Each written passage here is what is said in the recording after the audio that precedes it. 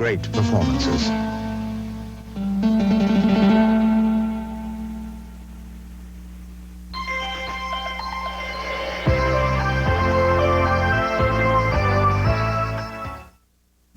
Funding for local broadcast of the MacNeil Lehrer NewsHour has been provided by a grant from the Intel Foundation. Intel Corporation, the creator of advanced microcomputer chips and systems, has brought the power of microcomputer technology to millions worldwide.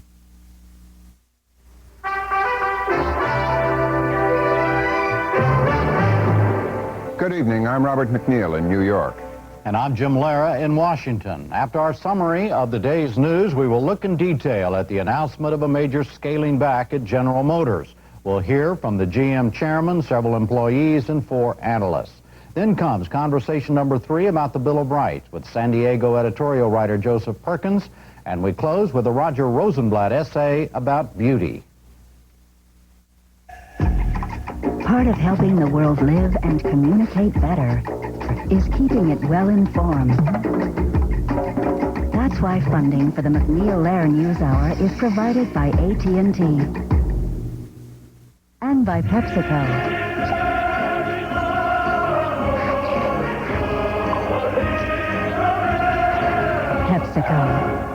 And by the Corporation for Public Broadcasting and viewers like you.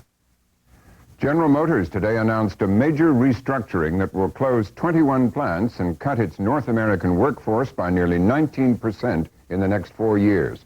GM Chairman Robert Stemple told employees that the company will cut the white-collar workforce by more than 9,000 next year. 15,000 blue-collar jobs will also be eliminated.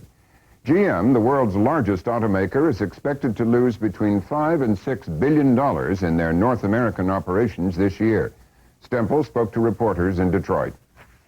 1991 has been a difficult year for General Motors and the entire U.S. automotive industry. And while we anticipated problems in the Middle East due to the war and the resulting economic downturn, the dramatic loss of consumer confidence and reduced industry automotive sales have been more persistent than expected.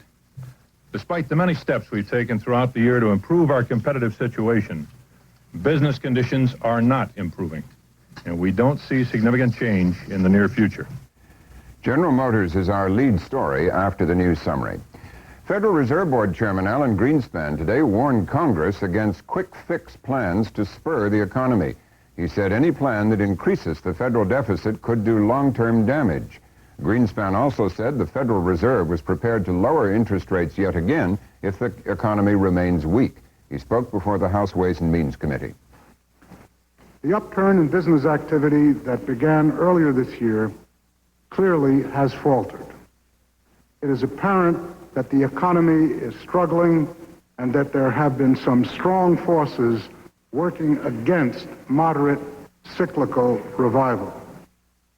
These events do not necessarily mean that a prolonged period of economic weakness is inevitable, but they do mean that policymakers must consider these unusual forces when shaping their response in the current situation. There was some brighter news for the economy. In a survey released today by the Commerce Department, it said U.S. businesses intend to increase spending on plants and equipment by 5.4% next year. That compares with a decline of 0.5% this year. Jim? President Bush signed the 1991 transportation bill today. He did it at a highway construction site near the Dallas-Fort Worth Airport.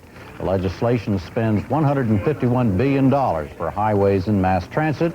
Mr. Bush had this to say about it. Now, this bill will launch the post-interstate era of America's surface transportation system. It'll enable us to build and repair roads, fix bridges, and improve mass transit.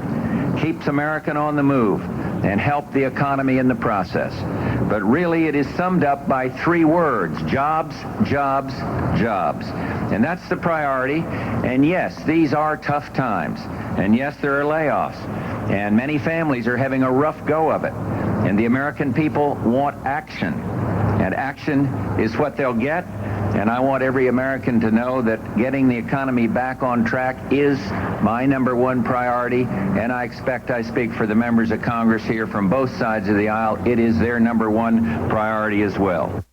Barbara Bush placed her husband's name on the New Hampshire primary ballot today. She flew to Concord to deliver a $1,000 filing fee to the Secretary of State's office. She told reporters no one hurts more than her husband when others are suffering because of economic problems. The New Hampshire primary on February 18th is the first in the nation. Perennial Republican presidential candidate Harold Stassen announced today he is running for president for the 10th time. The 84-year-old former Minnesota governor also went to New Hampshire to have his name put on the primary ballot. Mikhail Gorbachev has called on the Soviet legislature to transfer power to the new Commonwealth of Independent States. TASS news agency said he asked the legislature to hold one final session to do so. Boris Yeltsin, who forged the new Commonwealth, said today there would be no job in it for Gorbachev. Yeltsin himself came under attack today from his own vice president. Alexander Rutskoy said in an interview that Yeltsin's leadership had brought anarchy and economic chaos to the Russian Republic. Meanwhile, Secretary of State Baker held talks in Kiev with Ukrainian Republic leaders. He was seeking assurances on the security of Soviet nuclear weapons, among other things. Baker also held talks in Belarus. Its leaders said that republic wanted to become a nuclear-free zone. South Korean President Roh Tae-woo today announced that his country was now free of nuclear arms. He used the occasion to urge North Korea to end its nuclear weapons program. Roh's statement was a signal that all U.S. nuclear weapons had been removed from South Korea. Roh said there was now no reason for the North to continue its nuclear program, which the U.S. has called the #1 security threat in the region.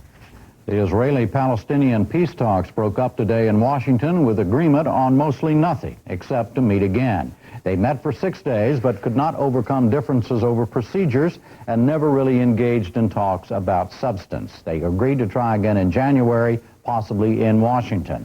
Israel's talks with Syria and with Lebanon also ended today. The negotiator said they would also meet again, but did not say where or when.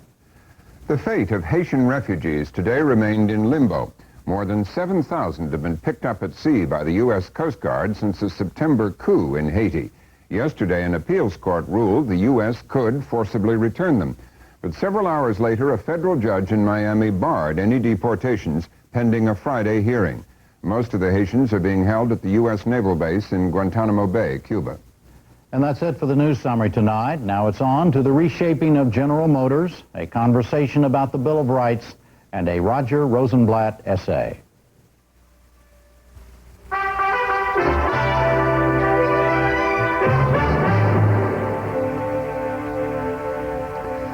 First tonight, General Motors' fight to staunch its financial hemorrhage. 1991 was its worst year ever.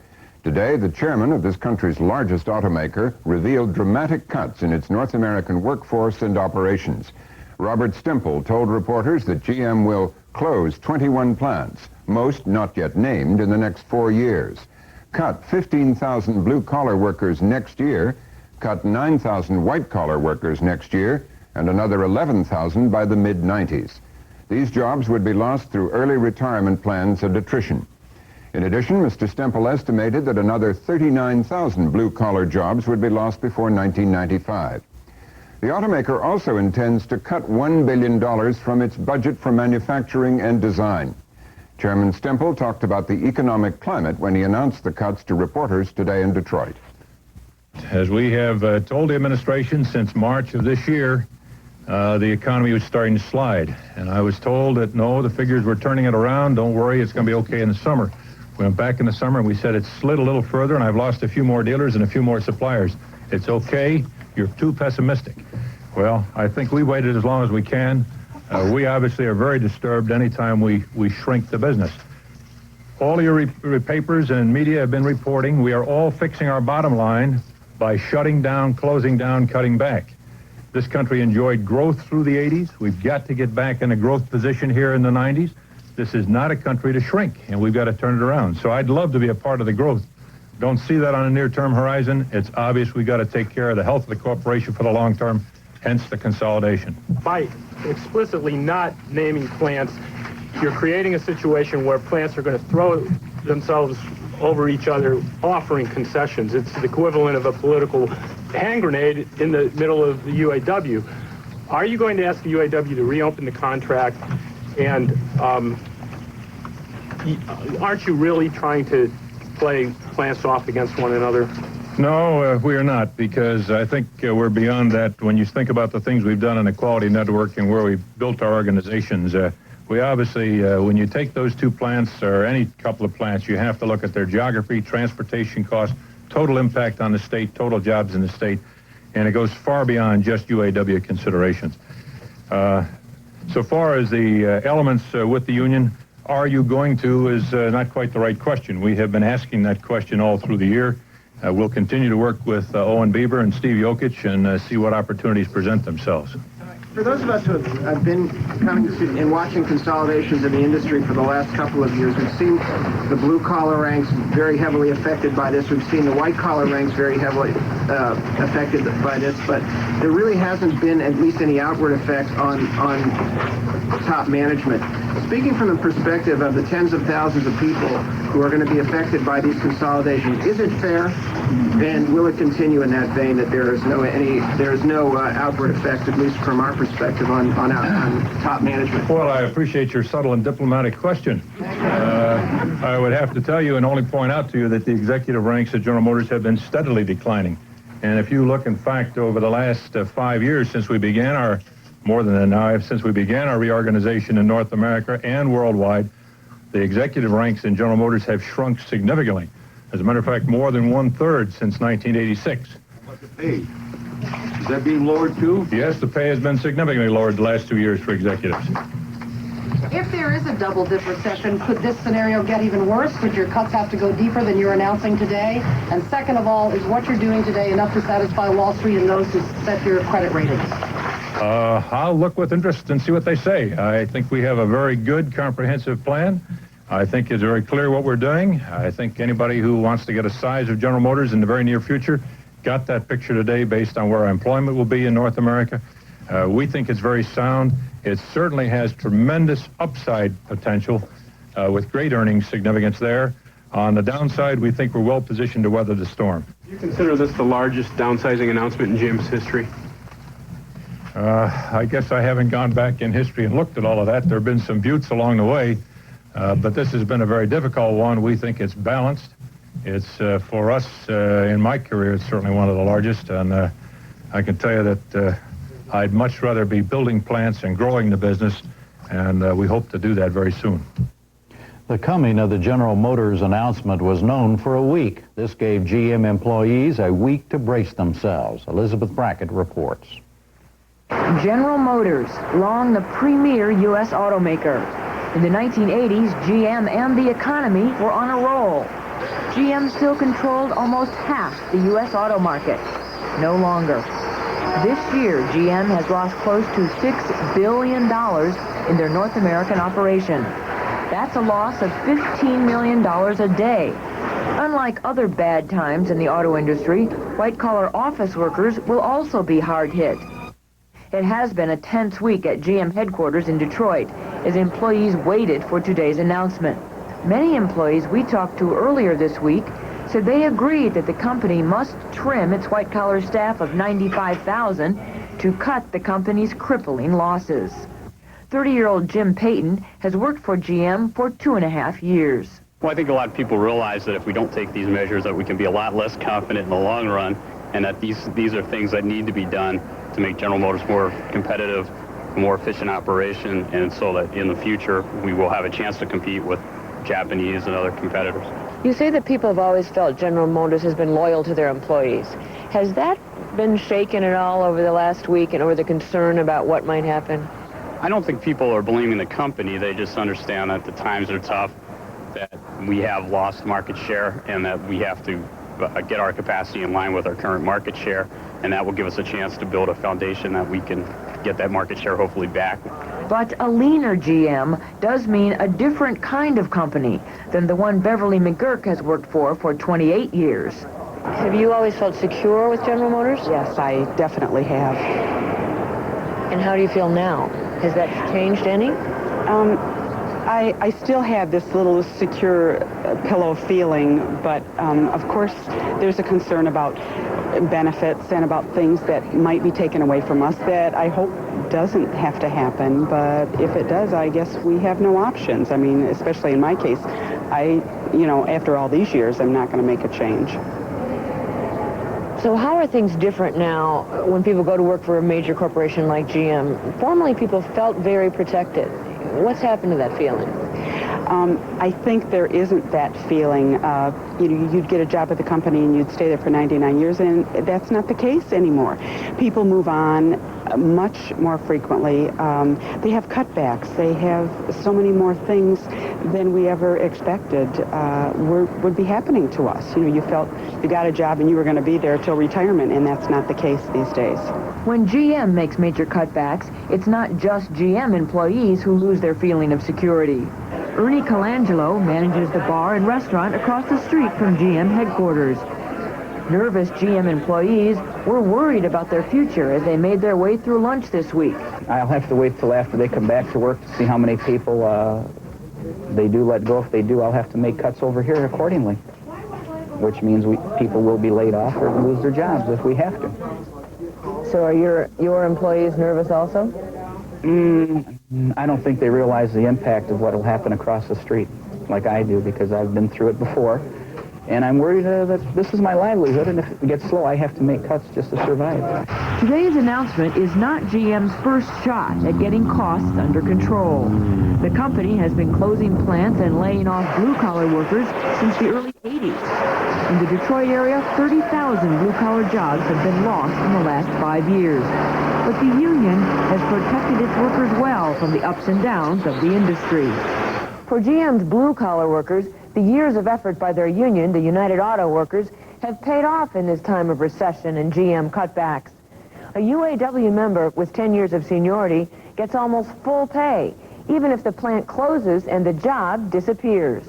But union leaders like Dick Long, president of Local 653 in Pontiac, Michigan, says it's not the union that has made the mistakes at General Motors. I think for so many years, GM enjoyed being so big that they didn't think anybody would ever come after them, and that they were safe. They were basically immune. Ford's gone through their growing pains. They're down to a current workforce of between 70 and 80,000. Chrysler almost went completely out of business. Fortunately, the government come to their aid, plus the Chrysler workers made some significant concessions to keep their plants open. With the kinds of contracts you've won for your workers, I mean, you can be out of a job for over 2 years and still have almost full pay. Hasn't that hurt the company, too?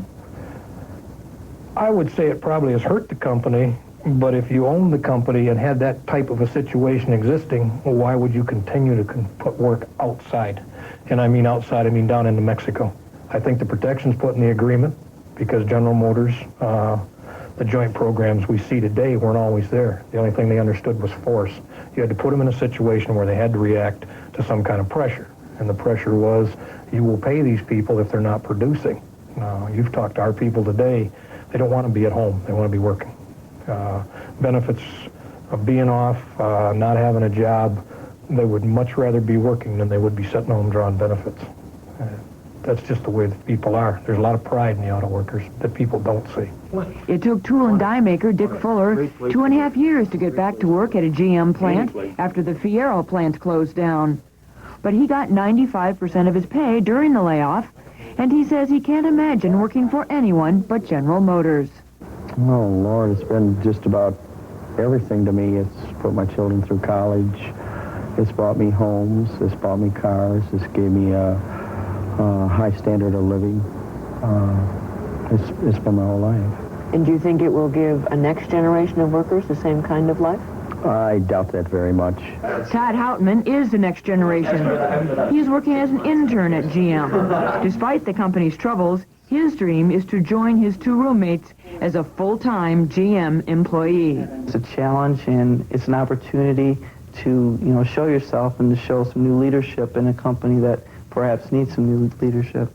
How much would you like to get a letter saying that you're in? Oh, it would be the greatest day. I'd call my dad like that and just say, Dad, I got a job.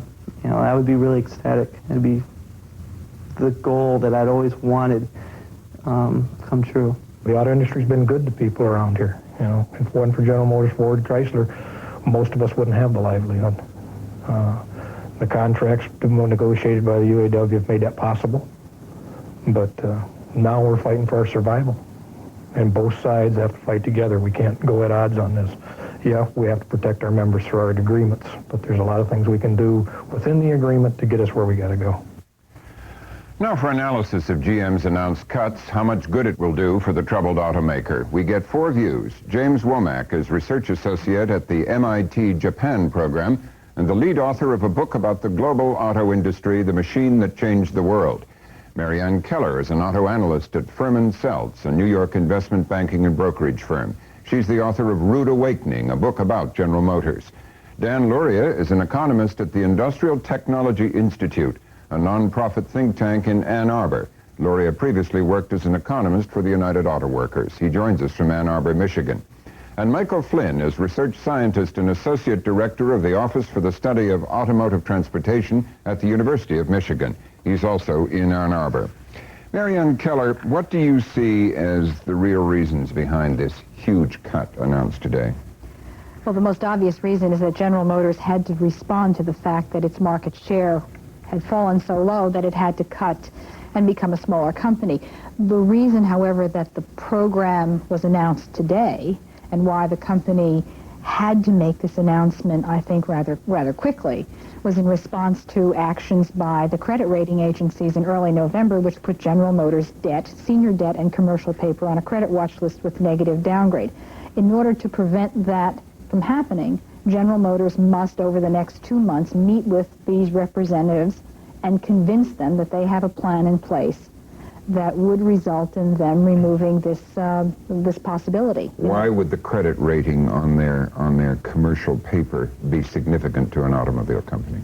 For General Motors, it is the most significant thing that could happen to the company because General Motors, GMAC, relies on commercial paper to conduct its normal daily business, providing funds to dealers so that they can floor plan cars, in other words, carry their inventory, so that money is provided to you and I so that we can buy automobiles. General Motors accesses the money market to do that. If it were curtailed by an A2 rating from that, General Motors would simply be cut out of the commercial paper, would effectively be cut out of the commercial paper market in the amounts that it needs. And it would have to rely on longer-term debt. It would force the company to reduce the level of business that it does. It would cost its sales. Plus, it would raise its interest expense. By my calculations, it would probably cost the company hundreds of millions of dollars a year in the combination of lost business and higher interest. Mm-hmm. Michael Flynn in Ann Arbor, what do you see as the reasons behind today's announcement? Well, as Marianne said, GM's market share has been falling steadily, precipitously during the middle 80s, and their capacity reductions have not kept pace with that. And I think it's pretty clear that as GM learns to become more flexible and make better use of reduced capacity, it was time for them to reduce capacity in the next few years. The commercial paper problem, I think, clearly accelerated what was going to be happening over the next 5 to 6 years in any case. James Womack, how do you explain what happened today? Well, I think in a fundamental way, GM didn't keep up with what was happening out in the world. At one time, 30, 40 years ago, GM was the world's leading company. It was a new way of doing things, a mass production system that we invented, and we conquered the world with it. And we should be proud of that. But we got stuck. A lot of reasons. And we haven't been able to find an effective way to counter, in particular the Japanese, organized in a totally different way, all the way across the system from the top to the bottom. And yet GM has been famous in the last 10 years or so for importing a lot of the very latest Japanese technology, going very heavily into robotics and so on. Well, it's not, for the most part, a technology in the hardware sense issue, but rather fundamental organizational questions. The best of the Japanese techniques are easy to read about. They're easy to understand as a conceptual thing, but they're very hard to do. It's easy to get the words, it's very hard to carry the tune. We haven't really been able to carry the tune yet. And Dan Luria, what do you see as the reasons behind today's announcement? Well, I think that GM did the best job of any of the U.S. Big Three in the early part of the 1980s in trying to grow the business, and where Ford and Chrysler both shrank precipitously between 1980 and 1983, GM has really undergone its shrinkage after 1987.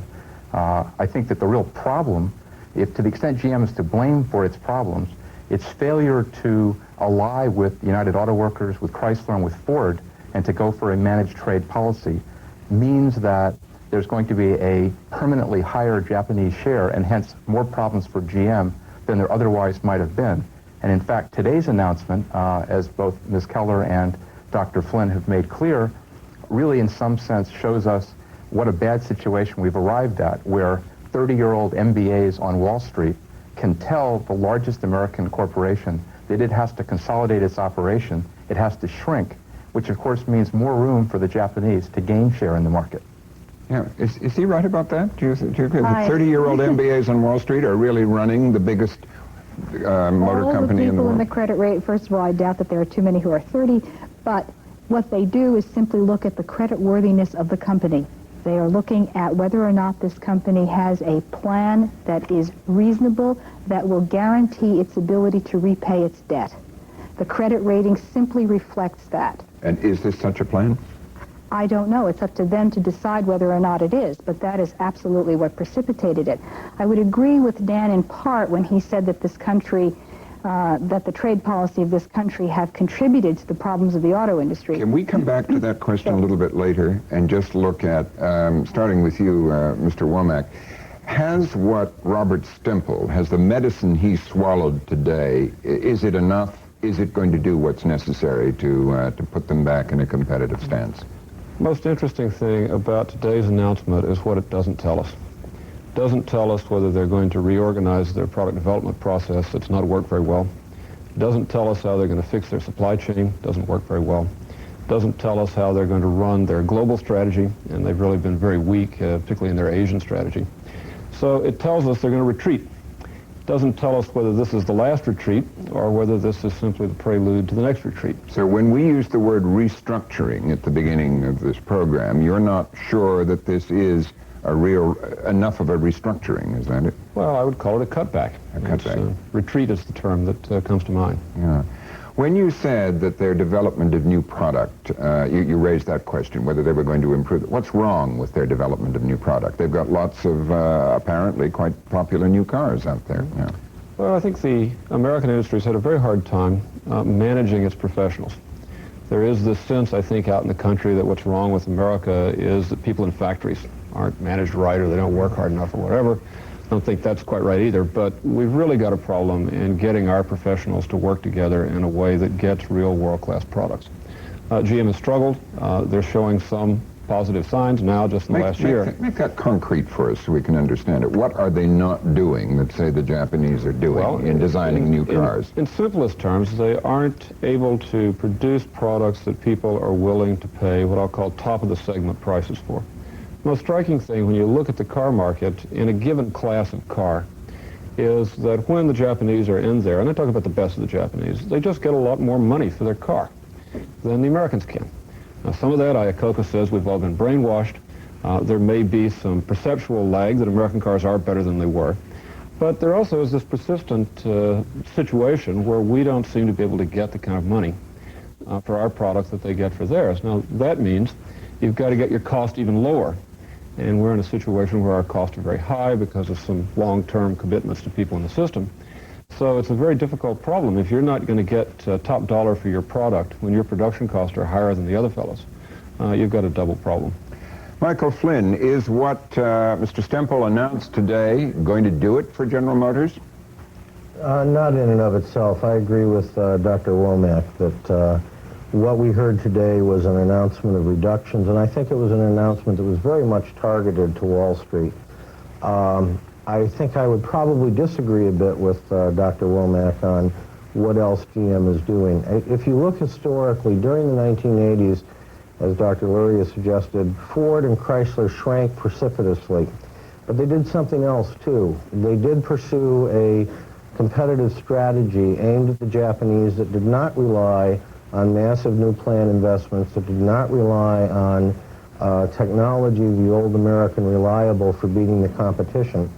GM is now in that phase, and while certainly Dr. Womack's observations on the product development process hold some weight, they've improved tremendously in some areas. And I think one of the problems GM faces is that it's so large and so complex that if you pick and choose among different GM units, you can assemble a small world-class car company.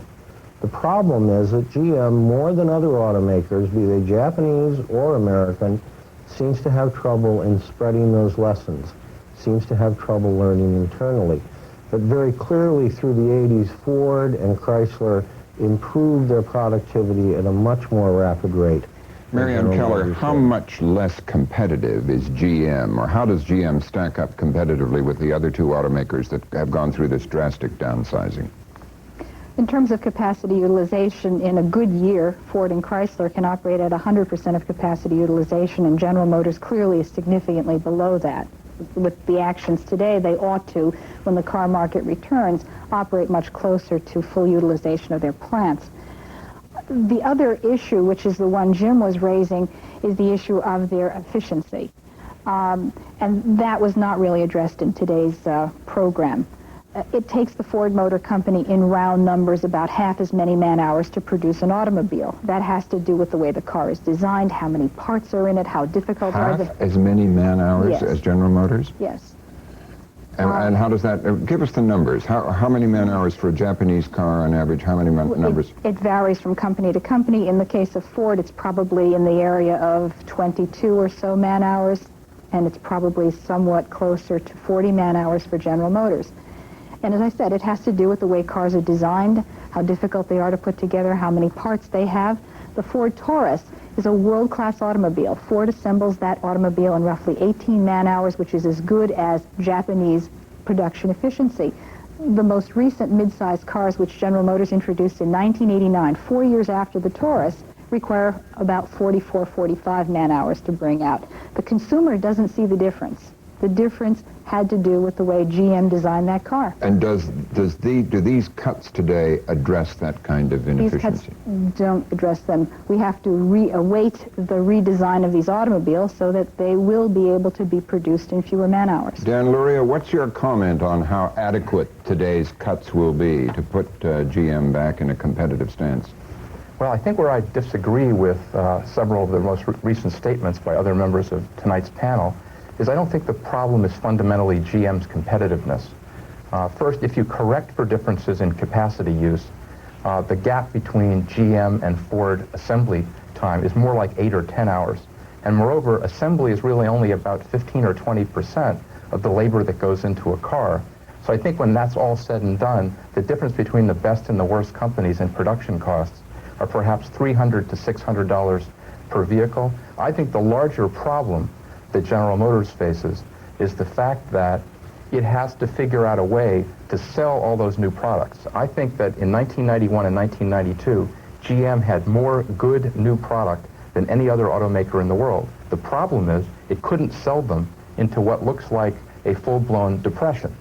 And as a result, everybody is saying, oh, it's GM's competitiveness problem. In fact, if the recovery had come in the middle of 1991, as Bob Stempel kept saying he was told it might, I think GM would have made money hand over fist and gained 3 to 5 points of market share. And I would also point out... So it's just a recession? You're saying it's just a recession problem? No, I'm not saying it's just a recession, but I'm saying, for example, Ford is the most efficient of the 3 domestic automakers, and yet Ford has lost the most market share in the past 6 quarters, and I think we'll continue to lose market share in the year ahead. I don't think you grow based entirely on your costs. Product matters as long as people are buying it. How do you sell more cars? Well, GM can reduce the cost of making cars, but as Jim Womack points out, they're certainly not going to reduce that cost and therefore cut the prices of cars. The real issue is positioning so that you, in fact, get top dollar in each segment in which you're participating. The way you sell more cars is you have an upturn in the economy and you have a trade policy and an investment policy that allows the domestic auto industry to get some of the benefits of the recovery when it does come. What is a trade policy? Do you mean imposing further restrictions on Japanese imports or Japanese setting up plants here to make their own cars in this country? I think what you have to do is recognize that dozens and dozens of communities around the United States and Canada are dependent on having GM, Ford, and Chrysler plants thrive and flourish. And you cannot allow the next cyclical recovery, whenever it comes, to simply be something that sucks in more and more imports and more transplant vehicles assembled by the Japanese in the U.S., but using largely imported parts. You have to allow the next recovery to benefit America's premier corporations, or that recovery is not going to reach most industrial communities in the United States. Do you agree with this, that in effect, the trade policy of the United States would have to be changed drastically in the case of automobiles if the American industry is going to survive? I agree that the American industry has suffered from lack of a rational trade policy during the 1980s. When we imposed the VRA, the Voluntary Restraint Agreement, in 1981, actually the Japanese agreed to do it for us. We created a system that enriched them beyond anything they could have imagined. We created shortages. They made more money on cars. They moved upmarket into luxury cars. We, in fact, provided the cash so that they could invest in this country. So we have really had a very lopsided trade policy for many years, which I absolutely agree has contributed in part to the problems of the industry. I think we also have to fundamentally realize something about the American industry. This is an old industry. American companies have one retiree per active worker. American company, every worker in an American factory is carrying the burden of that large retirement. Japanese transplants in the United States have received heavy subsidies. They have very young workforces. They don't have this retiree burden.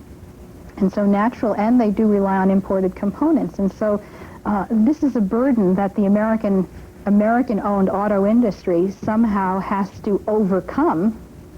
And what's your solution to overcome it? I'm afraid that I don't have too many solutions, but I don't think that the present... trade policy is what we have right now is frankly just going to continue, I think, to pressure the domestic manufacturers. It's certainly contributing to an enormous trade deficit. Do you think, Mr. Womack, that some radical revision of the free trade policy is going to be necessary to keep an American auto industry in business?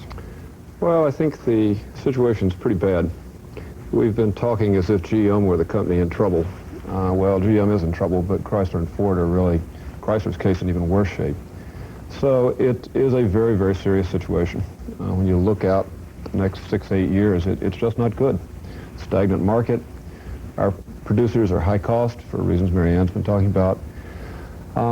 They may reach a point where they just can't make it. And I think, excuse me, a reality of the political situation is these companies are too big to fail. So when the chairman of Ford, Harold Poling, told reporters the other day, we have a hang-up in this country called free trade, he's talking about really turning over. I mean, that's heresy for someone in as big an industry as that to say that, is it not? It's not a heresy for Detroit for a while now. That at one time, 25 years ago, Detroit... It would be regarded as heresy by the Bush administration in Washington. That certainly is not the Bush administration's view. And look, they have a very legitimate question. If we help these people, how do we know they don't start backsliding?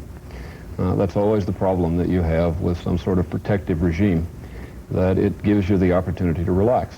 I don't think anybody thinks we should let Detroit relax. The question is, can you help in a way that is truly constructive? What do you think about this, Mr. Flynn? Do you think a protective policy is going to be necessary?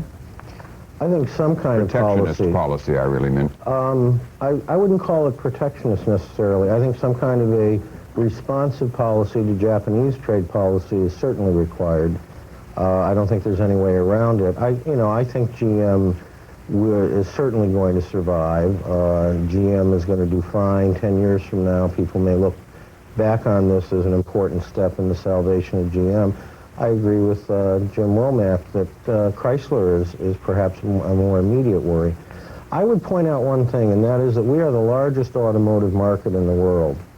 And we have a significant share going to direct imports, 20% plus in passenger cars, a significant percentage, about 18 in light trucks. Japan is the second biggest auto market in the world. Fewer than 3% of the passenger cars in Japan are sold by their non-traditional, non-Japanese makers. That is a situation, and it's similar, by the way, in automotive parts, that cries out for some kind of assertive response on the part of the U.S. government, whether that's protectionist, market opening, or a whole range of options. I'm not prepared to say. All right. Thank you, Mr. Flynn, Mr. Luria in Ann Arbor, Marianne Keller, Mr. Womack, Dr. Womack in New York. Jim? Still to come on the NewsHour tonight, the Bill of Rights and a Roger Rosenblatt essay.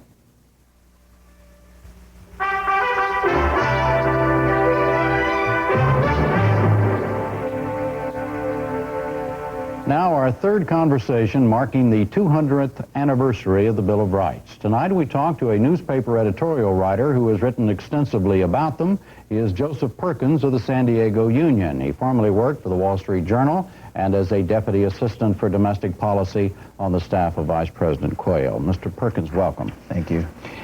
Do you believe we would be a different nation if it were not for the Bill of Rights? Oh, indeed I do.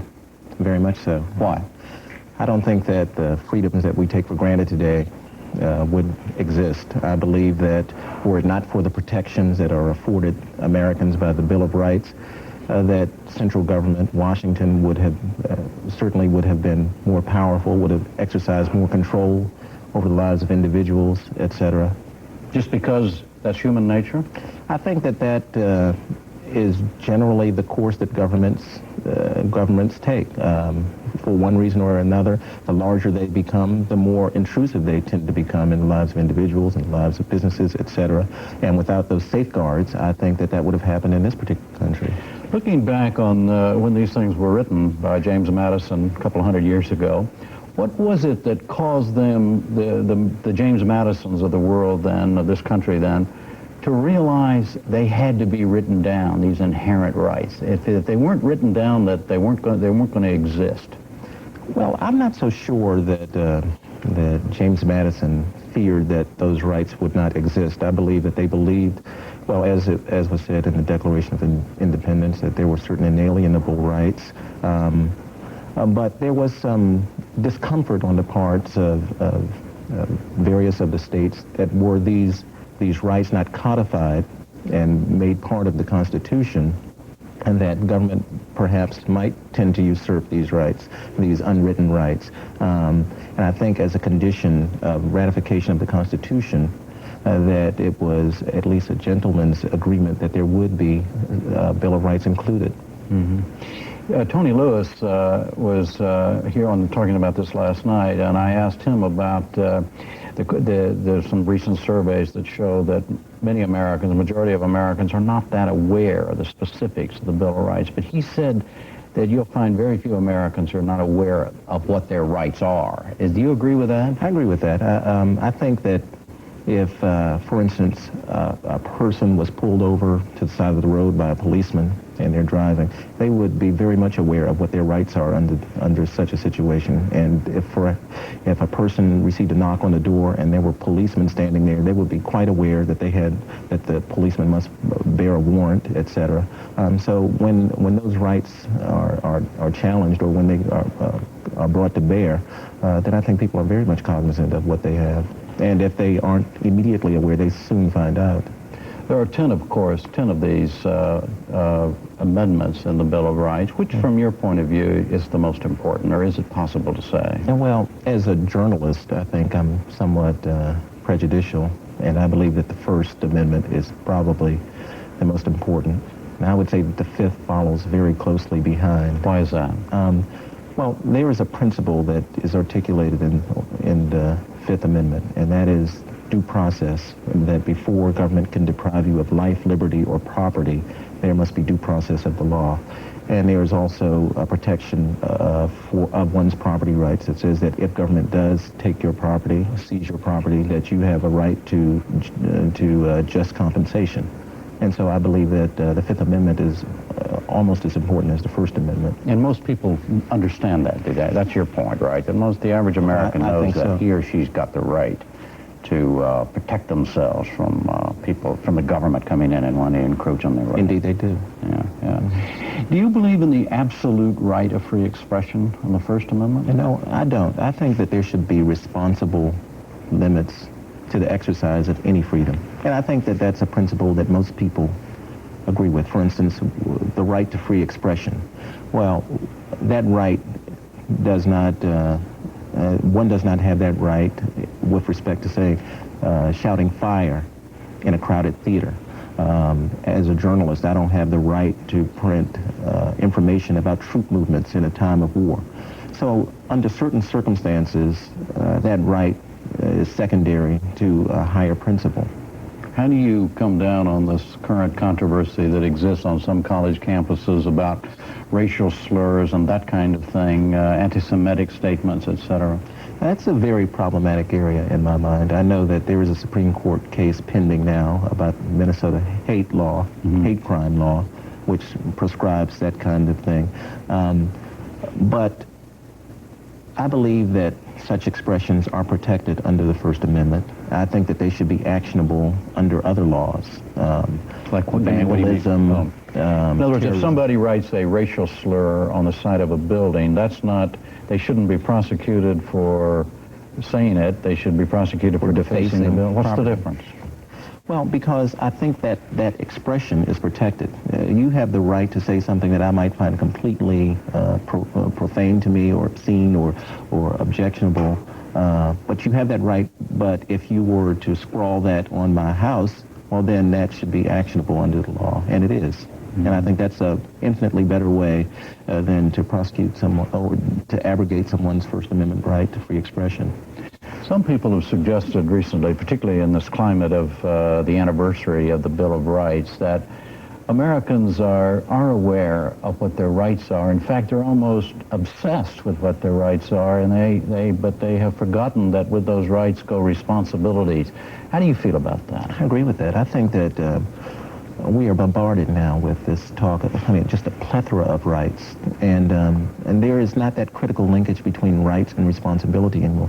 For instance, I believe that a sacrosanct principle is the right of free expression, but I also believe that there's a responsibility. I think there's the free press. That's something that most Americans agree with wholeheartedly. But I think that the press has an obligation to be responsible in its use of that right.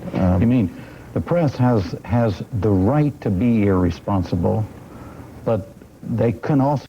And he's given us a wonderful home, and it's the only way that you could possibly keep an orchestra like this together. Along with the new album of Christmas songs, the band has recorded a second album called Once More with Feeling. That album includes 14 big band arrangements with guest appearances by Tony Bennett and Wynton Marsalis.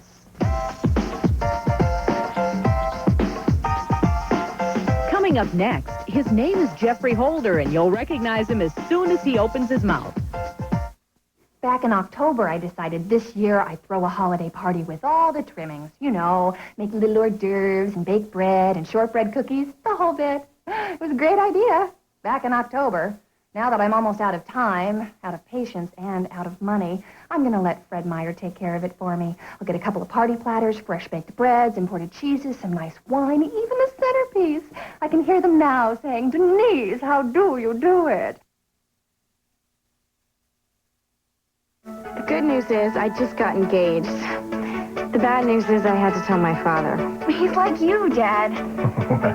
Except he's brilliant.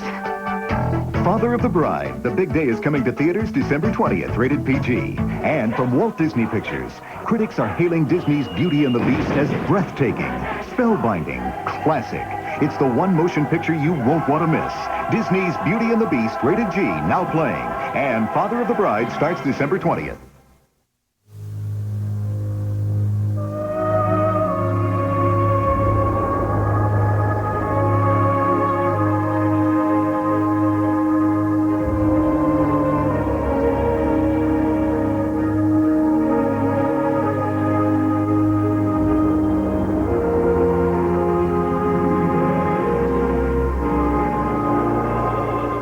Escape.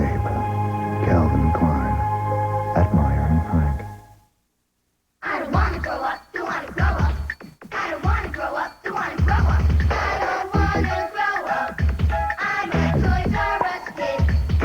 There's a million toys at Toys R Us that I can play with. Bikes to trains to video games. It's the biggest toy store there is. Real action, awesome graphics. Get SimCity and F-Zero for your Super Nintendo Entertainment System. Just $49.99 each at Toys R Us. You're watching Coin TV, Portland, Vancouver.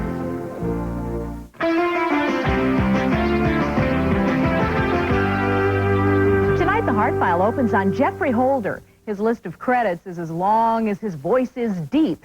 He's been in everything from Annie to James Bond's Live and Let Die. But there is one thing that Jeffrey is best remembered for. These are Cooler Nuts. Jeffrey made an unforgettable impression with his 7-Up commercials. I said, I must be sitting with a white hat and be very constipated like the British and be very proper. These are Cooler Nuts. They grow here. These, on the other hand, are uncooler nuts. With his distinctive West Indian accent, Jeffrey's voice is his trademark. I'm blessed, I'm telling you. I had it. The voice just happened. I'm really a soprano. When he's not performing, Jeffrey collects art, a lot of art. Valuable enough to be in a museum, that's just where it's wound up. He's launched a 2-year national tour of his private collection. I'm so glad I have that one. Having Jeffrey and his wife Carmen show us around their Chicago exhibit was like watching them catch up with old friends. This is his favorite piece, A Mechanical Man. I was in a taxi and I saw this man, and he looked exactly the way I looked when I was young and lovely. From sculptures to Nigerian puppets, voodoo bottles, and Haitian art. Somehow it all goes together. My favorite sculptor, of course, is Michelangelo. Back at home, he and Carmen share a love of art. She even did this sculpture of her famous husband. They told us the secret of their 36-year marriage. We don't argue. Knock down, drag out. Because she has her opinion and I have mine. Up next, Jeffrey's going to star with Eddie Murphy in his new film, Boomerang. And that's an update from the Heart File. Well, a quick check in the birthday file shows today's Leonard Maltin's 41st. He joins us with a list of gifts on video to celebrate that occasion or any other big holidays that just might happen to be coming up. Leonard, no other holidays as big as your birthday. Oh, thank you, Lisa. Thanks Have a very happy much. one. You know, everywhere you turn, you see ads and commercials these days promoting video cassettes as Christmas gifts. I don't think they're for my birthday. But there's no shortage of hot titles out there, from Fantasia to Home Alone. What I've got is a number of deluxe video gifts worth considering that they run the gamut of entertainment with, from the classics to out of this world. All right, Mr. Sulu. Let's see what she's got. While Star Trek VI is entertaining movie audiences in theaters, this box gift set offers fans the first 5 Star Trek movies on video, along with 3 limited edition lapel pins and a commemorative certificate from the late Gene Roddenberry. The Godfather trilogy comes packaged along with a documentary on the making of these 3 extraordinary films. And while we're in Sequel City, you can buy a box set of Back to the Future 1, 2, and 3 with a making-of cassette and a twin pack featuring Die Hard 1 and 2. Hang on your head, Lonesome Dove is just one movie, but it fills up 4 cassettes and offers more entertainment than almost anything else I can think of on video this year. While PBS Video offers deluxe boxed editions of its crown jewels, including The Civil War by Ken Burns and I, Claudius. If you want to give the gift of comedy, there's plenty to enjoy in the Best of Saturday Night Live. And Broadway musical fans would be certain to like this threesome box together: Damn Yankees, The Pajama Game, and The Music Man. If you want a deluxe edition of a deluxe movie, there's the boxed Laserdisc edition of Gone with the Wind, looking and sounding great. Fiddle-dee-dee. Here's an idea for the vintage TV buff on your gift list: box sets of Car 54, Where Are You? Or The Lone Ranger. Or you can leave your fate to the stars with box sets of great movies starring John Wayne, Gene Kelly, Judy Garland, and Humphrey Bogart. Seems to me you can't go wrong with a gift like that, for one simple reason that Bogart summed up best. The stuff that dreams are made of. Those are all videos you can find in local stores. This weekend, I'll have another selection of video discs, video cassettes, and movie books. And next Monday, a big selection of movie books for you last-minute shoppers. And lucky for you, we don't have time to sing Happy Birthday. Thanks, Leonard. Bye. The stars. Because God has balanced his creation. See the petals of a flower. But then, some people say that beauty is imbalance, imperfection, that being a sign of humble mortality.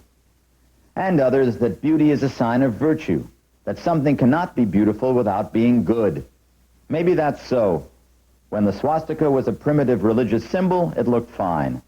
When Hitler got a hold of it, that was something else. Whatever the reasons, it seems clear that what we call beautiful has to do with something inside the object, and not with life on the surface.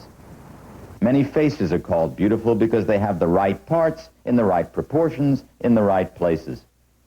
Yet look at a fashion model's face compared with, say, that of Einstein or that of Lincoln.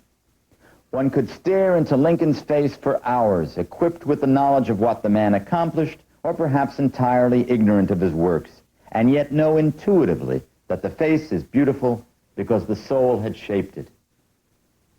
Look at Gandhi. Look at Billie Holiday. Takes your breath away. This is how the poor are often beautiful, because suffering has made them so. And the decaying tenement house can be more beautiful than a mansion, because life has struggled there. Different things can all be beautiful, but some beauties are greater than others, and those seem to be the ones we trace to something honorable, brave, essentially human. In a way, the observer creates the qualities of the thing observed. One mind greets another in an act of mutual congratulations, as if to say, I think you're beautiful because you think I'm beautiful. Of course, Katharine Hepburn was beautiful at both ends of the candle, which is why the mere sight of her makes people glad, whether she stares into the morning like sunshine or walks in beauty like the night. I'm Roger Rosenblatt.